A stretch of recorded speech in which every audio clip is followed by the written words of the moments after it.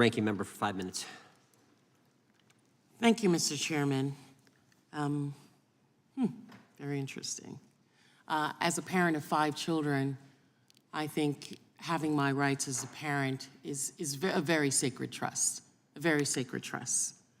But Mr. Williams, would you say that having worked as a prosecutor, threats of violence against individuals is something that supersedes an individual simply being a parent? Of course, Madam Ranking Member, threats of violence are actionable under the law. When they come, prosecutors can investigate, or the FBI or any other investigative agency can investigate them and prosecute as appropriate. Sure. This one-page DOJ memo that we've made much ado about says in its first instance that the First Amendment protected activity should never be subject to prosecution, and issues a concern to illegal violence and threats of violence that are made to school board officials, most of whom are, surprise, surprise, parents, volunteers who do the unenviable job of trying to direct their children and their communities' activities with regard to education, a job most of us, thankfully, have not had to do. And I'm also troubled, I'm deeply troubled by all of the events, as well as an increase in violence and threats of violence against civil servants and federal law enforcement as we attempt to weaponize these individuals doing their job. In fact, we've seen the consequences of this rhetoric over and over again. I'm also deeply troubled by the idea of Congress, as I said in my opening statement, using oversight as a weapon to air a list of political grievances. We seem to hear much of that from the first panel, especially. I've been a member of the House Oversight Committee, where I saw firsthand how good oversight can help Congress make better public policy. Mr. Williams, you've worked in both Congress and the executive branch. Do you agree with me that oversight of the federal government is an important legislative process?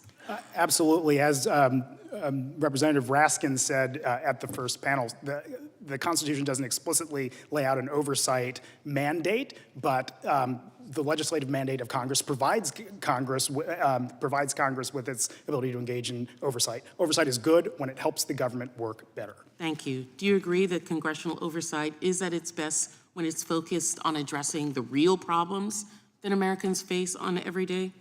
The real problems Americans face every day and making government work better, absolutely, Congresswoman. I believe in congressional oversight, and committee Democrats would be willing to work together to conduct oversight of matters such as the disproportionate audits by the IRS of African-American families. Recent reports about former Attorney General Bill Barr and Special Counsel John Durham. Mr. Williams, do you agree that congressional oversight works best when it's bipartisan in nature? Absolutely. And have you seen examples of that in bipartisan investigations? Oh, absolutely. I know that it's so infrequent now, but have you ever seen any? Absolutely. A great example is in 2016 when the House Committee on Oversight, led by Republican Chairman Jason Chaffetz and Ranking Member Elijah Cummings, worked together on an investigation, a bipartisan investigation of the United States Secret Service and mismanagement and misbehavior there. It led to bipartisan legislation that made, as I said, the government work better and Secret Service a more functional organization. What about cooperation between the branches of government? Is it necessary for Congress to be willing to work with the executive branch in investigations? Yes, and vice versa. Absolutely. The executive branch should be willing to work with Congress as well. And would that first instance be trying to come to agreement as to when and how documents and information could be given? Absolutely. The public sees hearings, but does not see that when the process works properly, there's a back and forth and a give and take between the two parties at both ends of Pennsylvania Avenue, as I said before. Would you say 2 weeks into the Congress issuing subpoenas might be a bit premature for the investigation and cooperation between those branches of government? Certainly, Congresswoman, Congress has the authority to issue subpoenas quickly if they wish, but I guess you get more flies with honey than with vinegar, to be cute. And working with the other side collaboratively is always going to be a better approach. Vinegar seems to work better on social media, though, than the honey. I yield back. I think the gentlelady, I would just point out, we tried the honey.